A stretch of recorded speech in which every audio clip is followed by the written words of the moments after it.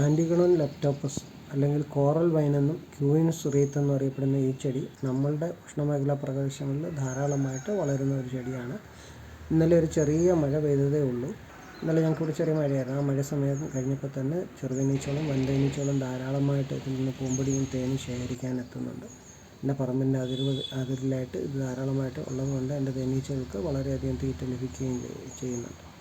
ഇത് നമുക്ക് നട്ടു വളർത്തിയാൽ നമ്മുടെ വീട്ടിലുള്ള ചെറുതേനീച്ചകൾക്കും വൻതേനീച്ചകൾക്കും വർഷം മുഴുവൻ തേനും പൂമ്പൊടിയും ലഭ്യമാകുന്ന ഒരു ചെടിയാണ്. എങ്കിലും ഇത് ഒരു കളസസ്യം കൂടെ ആണെന്ന് നമ്മൾ ഓർത്തിരിക്കേണ്ടതാണ്. ആൻറ്റിഗണോൺ ലെപ്റ്റോപ്പസ് അല്ലെങ്കിൽ കോറൽ വൈൻ എന്നും ക്യൂയിൻസ് റീത്ത് എന്നും അറിയപ്പെടുന്ന ഈ ചെടി നമ്മളുടെ ഉഷ്ണമേഖലാ പ്രദേശങ്ങളിൽ ധാരാളമായിട്ട് വളരുന്ന ഒരു ചെടിയാണ്. ഇന്നലെ ഒരു ചെറിയ മഴ പെയ്തതേ ഉള്ളൂ. ഇന്നലെ ഞങ്ങൾക്കിവിടെ ചെറിയ മഴയായിരുന്നു. ആ മഴ സമയം കഴിഞ്ഞപ്പോൾ തന്നെ ചെറുതേനീച്ചകളും വൻതേനീച്ചകളും ധാരാളമായിട്ട് ഇതിൽ നിന്ന് പൂമ്പൊടിയും തേനും ശേഖരിക്കാൻ എത്തുന്നുണ്ട്.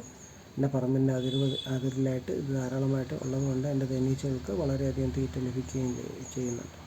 ഇത് നമുക്ക് നട്ടു വളർത്തിയാൽ നമ്മുടെ വീട്ടിലുള്ള ചെറുതേനീച്ചകൾക്കും വൻതേനീച്ചകൾക്കും വർഷം മുഴുവൻ തേനും പൂമ്പൊടിയും ലഭ്യമാകുന്ന ഒരു ചെടിയാണ്. എങ്കിലും ഇത് ഒരു കളസസ്യം കൂടെ ആണെന്ന് നമ്മൾ ഓർത്തിരിക്കേണ്ടതാണ്.